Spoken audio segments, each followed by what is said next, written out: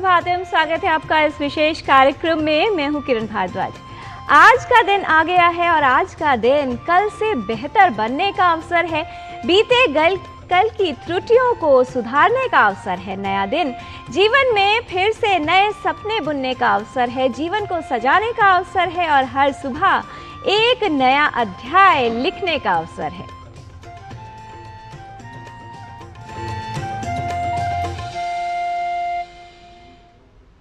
सुरक्षित जीवन का अर्थ है सुरक्षा के बिना सब व्यर्थ है। जीवन में सुरक्षा का विशेष महत्व है।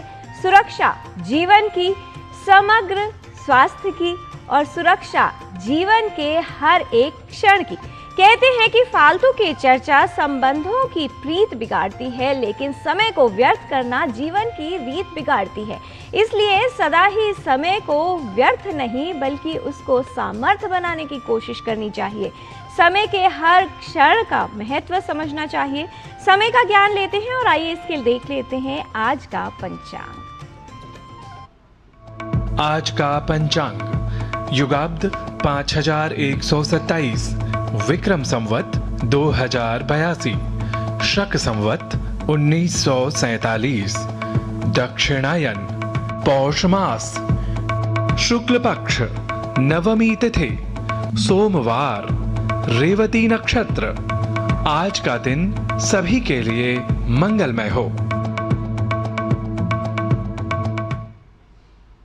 सुरक्षा हमारे विचारों की तरह होती है, जिस पर हम जितना ध्यान देते हैं उतना ही सुरक्षित रहते हैं। कहा जाता है कि उच्च चेतना जीवन में सबसे अमूल्य है, जिसे संभालने और सुरक्षित रखने का सबसे सरल विकल्प है अपनी चेतना का साक्षी बनना, अपने विचारों को सकारात्मक बनना और उस सकारात्मकता को अपने जीवन में धारण करना, क्योंकि यही विचार हमारे जीवन में प्रेरणा का स्रोत बनते हैं, जीवन को नई शक्ति देते हैं और आगे बढ़ने का साहस देते हैं।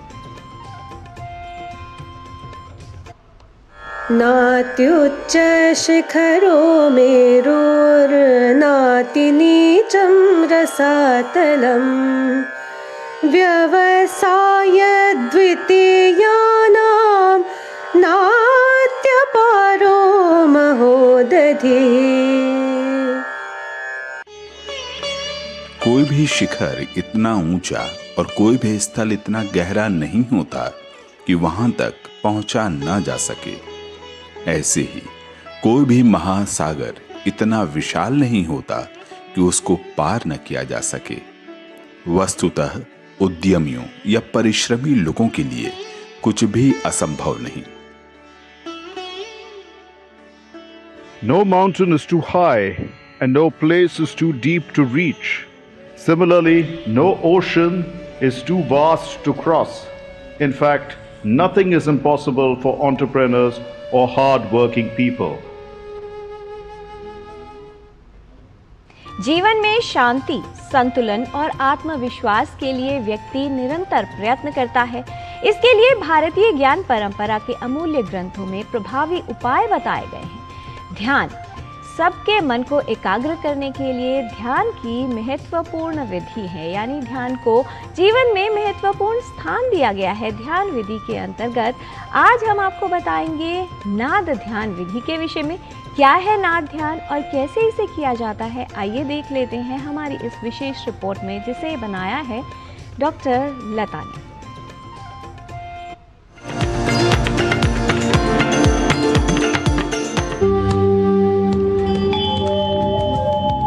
भारतीय ज्ञान परंपरा में जितना स्वस्थ शरीर का महत्व है, उससे कहीं अधिक मानव के मन को स्वस्थ और संतुलित करने की बात कही गई है। स्वस्थ शरीर और स्वस्थ मन के लिए संतुलित आहार विहार के साथ नियमित रूप से योग करना भी आवश्यक बताया गया है। योग के विभिन्न प्रकार हैं, जिनमें एक ओर जहां शारीरिक क्रियाएं आवश्यक बताई गई हैं, तो दूसरी ओर विभिन्न प्रकार की ध्यान विधियां बताई गई हैं।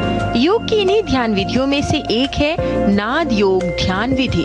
अथर्ववेद में बताया गया है कि जो सृष्टि का जो निर्माण हुआ है वो विराट वाक से हुआ है। विराट वाक का मतलब भी नाद है। उस ईश्वर के सृष्टि के निर्माण पे जो एक ध्वनि उत्पन्न हुई उसको हम नाद ब्रह्म कहा गया।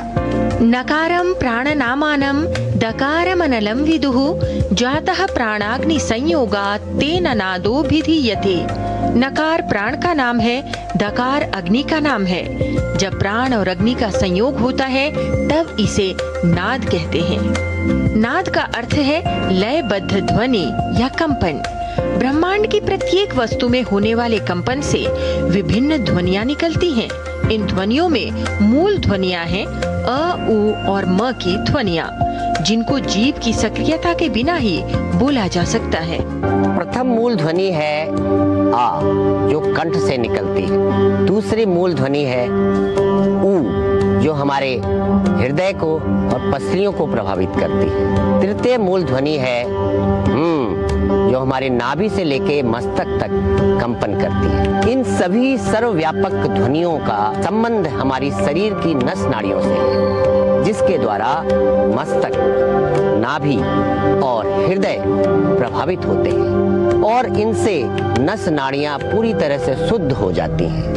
नाद योग में विशेष रूप से 9 प्रकार की ध्वनियां सुनाई देती हैं, जो अनाहत नाद और आहत नाद नाम से जानी जाती हैं। जो अनाहत नाद है, जिसमें ओमकार, जो भौरे की तरह गुंजन की आवाज है, मेघ गर्जन और समुद्र गर्जन का घोष, घंटे की आवाज, शंख ध्वनि आदि ध्वनियां सुनाई देती हैं। दूसरे प्रकार की जो ध्वनियां हैं उनको हम आहत ध्वनि कहते हैं, जो 2 पदार्थों की टक्कर से उत्पन्न होता है और जिसमें पूरी सांसारिक गतिविधियां जिससे चल रही हैं, लेकिन उसमें जब रिदम गड़बड़ होती है तो वो कोलाहल में परिवर्तित हो जाता है और वो हमें तनाव की ओर ले जाता है। नाद योग की प्रक्रिया प्रारंभ करने से पहले कुछ यौगिक क्रियाएं यानी आसन, प्राणायाम आदि किए जाते हैं। नाद योग की तैयारी के लिए हम किसी एक शांत जगह पर बैठ जाएं, सांभवी मुद्रा करने के बाद, जिसमें हम अपने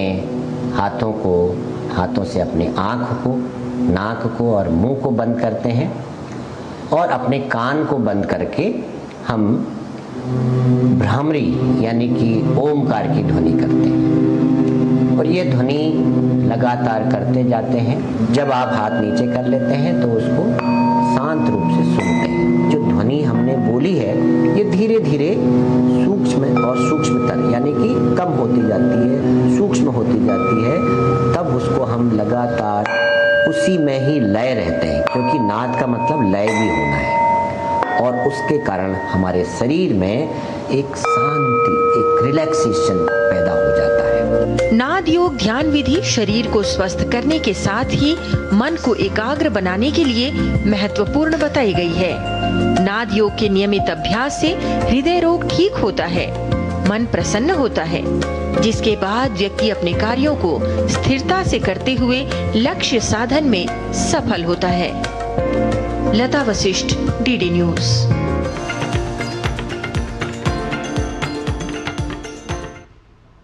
जिस ओर व्यक्ति का ध्यान जाता है उसी ओर हमारी ऊर्जा भी संचालित होती है, इसलिए अपना ध्यान अपनी सुरक्षा पर रखना चाहिए। सावधान व्यक्ति ही सुरक्षित व्यक्ति है। सुरक्षा नियमों का पालन सुरक्षित भविष्य का पहचान है, उसको संभव बनाता है। इसीलिए अपनी सुरक्षा पर विशेष ध्यान देना चाहिए। यहाँ पर लेते हैं एक अल्प विराम। आप देखते रहिए डीडी न्यूज।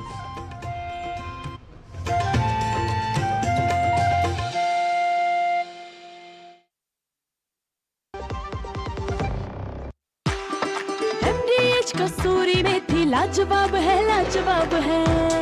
स्वाद और सुगंध इसकी लाजवाब है, लाजवाब है। अगर MDH कसूरी मेथी नहीं डाला तो खाली हाथ मलते रह जाओगे। एक एक पत्ता हाथ से चुना, स्वाद और सुगंध जगाए कई गुना। MDH पढ़ता है, खेलता है, झूलता उछलता है, दौड़ता कभी कभी दौड़ कराता है, आगे आगे बढ़ता है इंडिया, अमूल दूध पीता है इंडिया।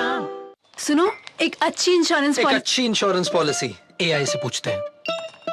एक ऐसी पॉलिसी जिसमें प्रीमियम पेमेंट हो लिमिटेड पर इनकम आती रहे लाइफ टाइम। LIC का जीवन उत्सव। एक ऐसी पॉलिसी जो दे होल लाइफ इंश्योरेंस कवर भी। LIC का जीवन उत्सव। वाओ, चलो तो LIC की जीवन उत्सव पॉलिसी ही लेते हैं। मैं भी तुमसे यही कह रही थी, LIC का जीवन उत्सव। लाइफ टाइम सेलिब्रेशन मनाइए LIC के जीवन उत्सव के साथ, फ्यूचर सेट है। ब्रेक के बाद आपका स्वागत है। सुरक्षा से समझौता जीवन से समझौता होता है और अपने स्वास्थ्य की देखभाल न करना स्वास्थ्य के लिए कई खतरे बढ़ा देता है। सर्दियों का मौसम है और इस मौसम में कई तरह के संक्रमण होने की संभावना बढ़ जाती है। जब हमें सर्दी, जुकाम या बुखार जैसी कोई मामूली समस्या होती है तो अक्सर हम बिना डॉक्टरी सलाह के दवा ले लेते हैं या स्व उपचार किया जाता है। एंटीबायोटिक दवाओं का प्रयोग काफ़ी किया जाता है। आइए समझ लेते हैं कि यदि हम दवाओं का अनावश्यक और अत्यधिक प्रयोग करते हैं तो ये हमारे स्वास्थ्य के लिए कितना बड़ा खतरा सिद्ध हो सकता है और इसके क्या दुष्प्रभाव हो सकते हैं हमारी सेहत पर, हमारे जीवन पर।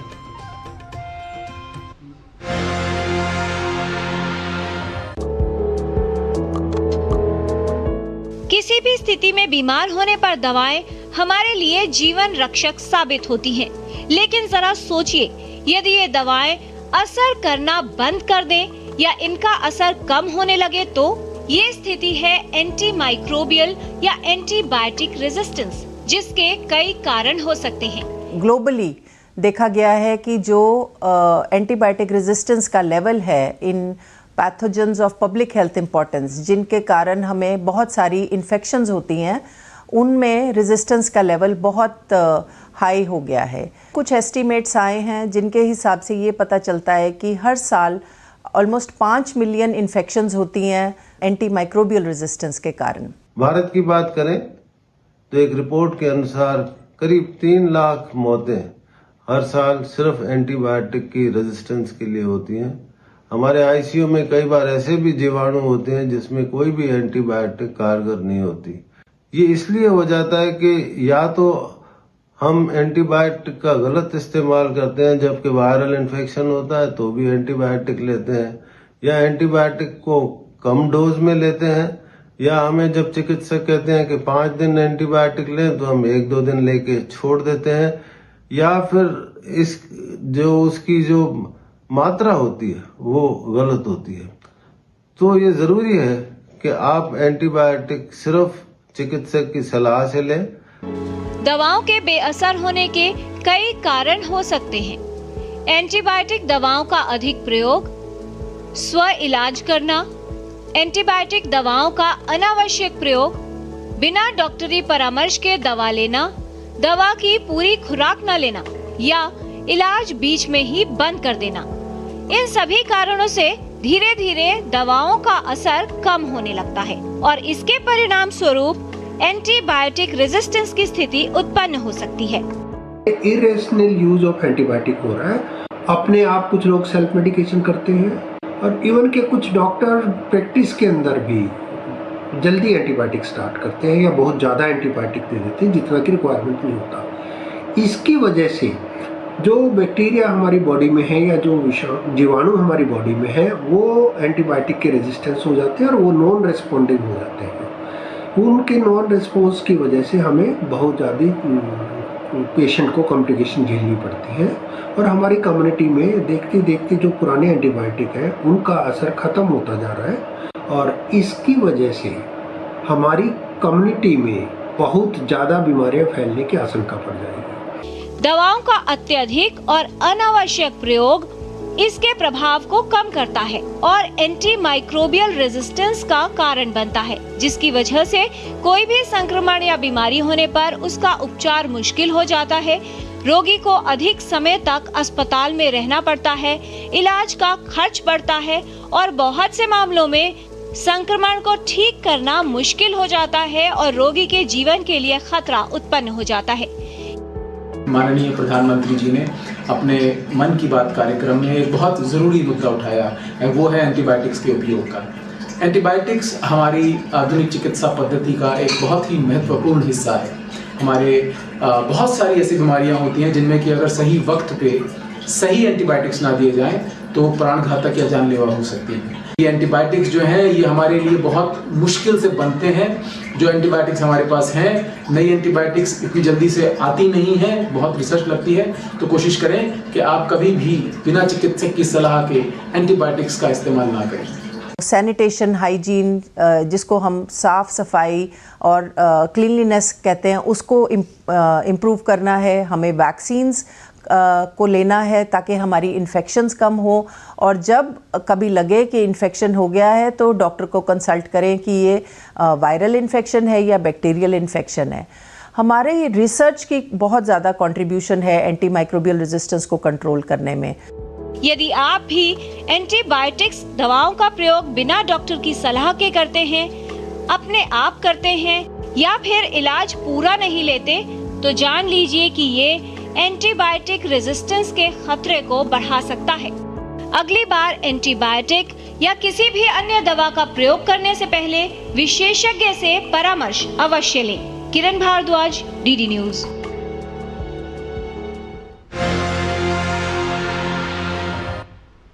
दवाएं हमारे लिए जीवन रक्षक हैं और इसीलिए उनका उपयोग बहुत समझदारी से, बहुत संभल कर करने की आवश्यकता है, क्योंकि ये जीवन के लिए खतरा भी बन सकती हैं यदि इनका सही उपयोग ना किया जाए या अत्यधिक इनका उपयोग किया जाए।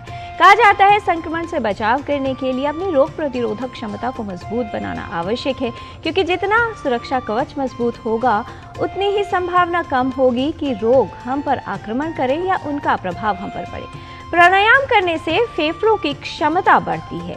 श्वसन क्रिया बेहतर बनाने के लिए और श्वसन तंत्र की क्रिया को मजबूत करने के लिए बहुत ही उपयोगी है प्राणायाम। आइए देख लेते हैं कि किस प्रकार से योग का उपयोग करके आप अपने श्वसन तंत्र को सशक्त कर सकते हैं, मजबूत कर सकते हैं। हमारे फेफड़े अच्छे होंगे तो शरीर में ऑक्सीजन बढ़ेगा, ऑक्सीजन का फ्लो बढ़ेगा तो ब्लड का फ्लो अच्छा होगा, अबाधित रूप से होगा, और जब ऑक्सीजन का फ्लो शरीर में बेहतर होगा तो आप हर रोग से लड़ने की क्षमता जागृत कर लेंगे। आज हम अपने लंग्स की कैपेसिटी को बढ़ाने के लिए कुछ सरल से अभ्यास करते हैं। सबसे पहले हम सीखेंगे उत्थान मंडूक आसन का अभ्यास। बहुत सरल है, प्रत्येक व्यक्ति कर सकता है। हाँ, बस जिनको घुटनों में बहुत अधिक दर्द है वो इसका अभ्यास नहीं कर सकते हैं, बाकी सब कर सकते हैं। वो भी कोशिश तो करें, ये सोच लेना कि अरे अरे मुझे तो ये समस्या है तो मैं तो ये कर ही नहीं सकता हूँ, ये कोई अच्छी बात नहीं है। इस तरह से वज्रासन में आ जाना और दोनों पैरों के बीच में ऐसे आप गैप दे देंगे, दोनों पैरों के बीच में गैप दे दीजिए। दाएं हाथ से बाएं कंधे को छूना, बाएं हाथ से दाएं कंधे को छूना। इस स्थिति में आप देख रहे हैं लंग्स का पूरा एक्सपेंशन है। इस स्थिति में 5 बार लंबी गहरी सांस लेना।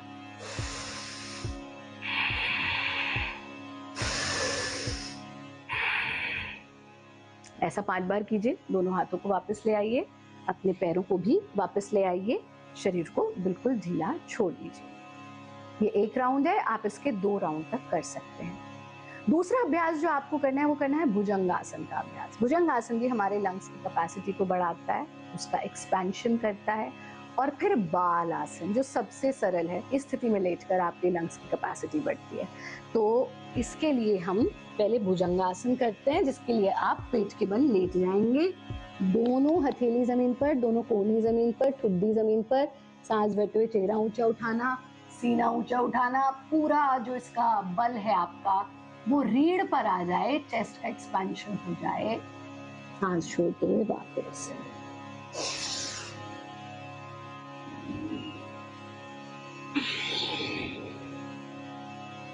दोनों हाथों का तकिया बनाकर शरीर को ढीला छोड़ दें। इसका अभ्यास आप 3 से 5 बार तक कर सकते हैं। बाल आसन के लिए दायां पैर सीधा रहेगा तो दायां ही हाथ सीधा कर लीजिए, बायां हाथ 90 डिग्री पर ले आइए तो बाएं पैर को भी 90 डिग्री पर ले आइए।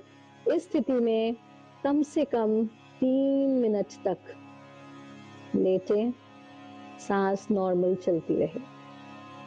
इस 3 मिनट की अवधि में आप इसे दूसरी ओर भी दोहरा सकते हैं। छोटे से बालक की तरह बाल आसन का अभ्यास। वापस कैसे आएंगे? हाथों का सहारा लेकर के धीरे से अपने आसन में बैठ जाना। कुछ चीजों का ध्यान रखेंगे, जैसे कि रात्रि में बहुत अधिक वर्कआउट ना करें। रात को वॉक पर जाने से उतना लाभ नहीं है जितना आप प्रातः काल वॉक पर जाएं, प्रकृति के सानिध्य में समय बिताएं। कम से कम 20 मिनट वृक्षों के बीच में रहें, सूर्य की किरणों को अपने वक्ष पर, अपनी नाभि पर पड़ने दें, पानी खूब मात्रा में पिएं, बहुत अधिक तले हुए फ्राइड या जंक फूड से दूर रहें।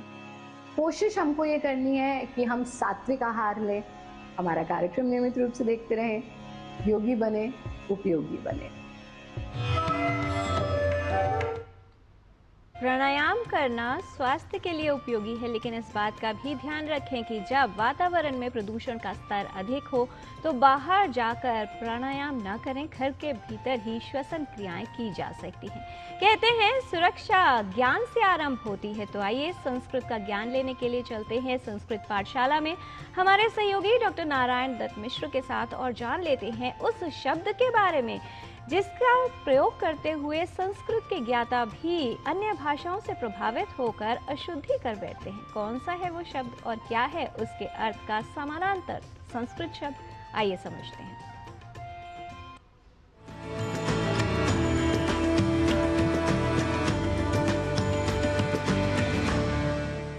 नमो नमः सर्वेभ्यः। स्वागतं करोमि अहं नारायण दत्तमिश्रः भवतां समेषां संस्कृत पाठशालायाः अभिनव कक्षायां। संस्कृत पाठशाला की कक्षा में इन दिनों आप शब्दों के शुद्ध उच्चारण और शुद्ध लेखन के बारे में जान रहे हैं और साथ ही कर रहे हैं कुछ वाक्यों का अभ्यास भी।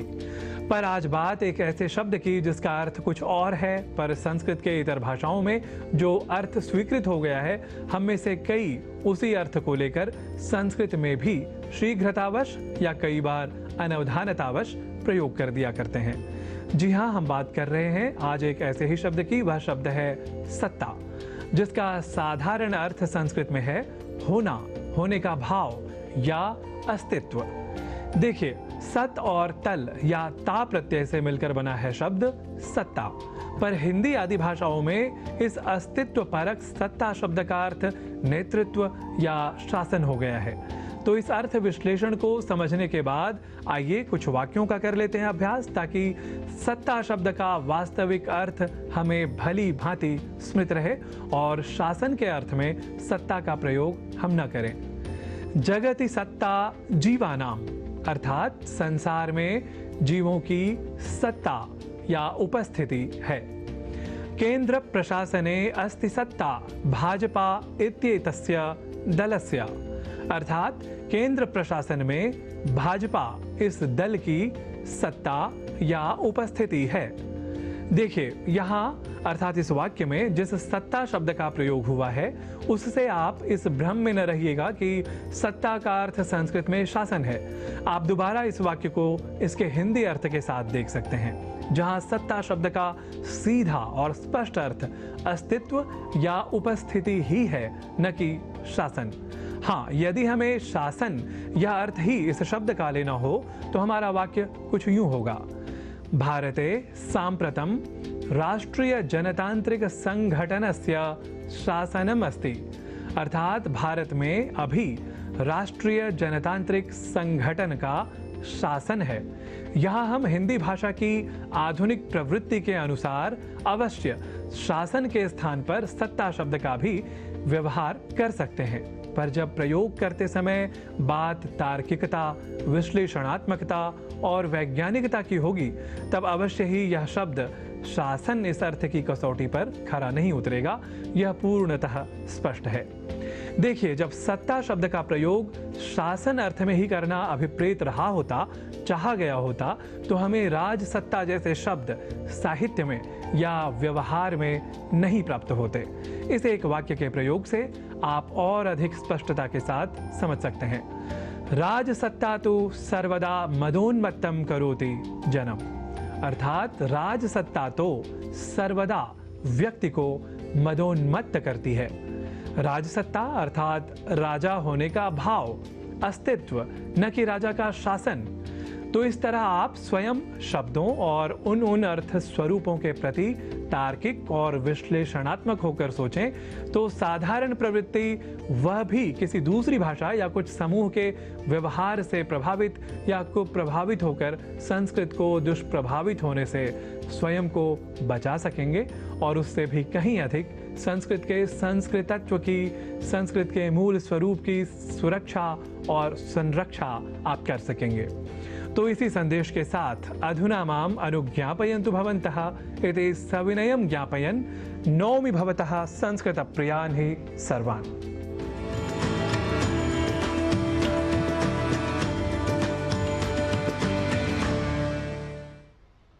जीवन में कुशलता प्राप्त करने के लिए निरंतर प्रयत्न करते रहना आवश्यक है और सुरक्षित रहने के लिए सतर्क रहना, सजग रहना ही वास्तविक सुरक्षा है। सुरक्षा नियम जीवन का कवच है। सुरक्षा के बिना प्रगति अधूरी है। सुरक्षा कोई विकल्प नहीं, हम सभी की जिम्मेदारी है। सुरक्षा हमारे स्वास्थ्य की, सुरक्षा जीवन की, सुरक्षा विचारों की, सुरक्षा हमारे संबंधों की। इसीलिए निरंतर करते रहें प्रयास जब तक इसमें न हो जाएं सफल, क्योंकि सुरक्षित होगा आज तभी बेहतर बनेगा कल। आज के कार्यक्रम में इतना ही। हमारी पूरी टीम को दीजिए अनुमति। नमस्कार।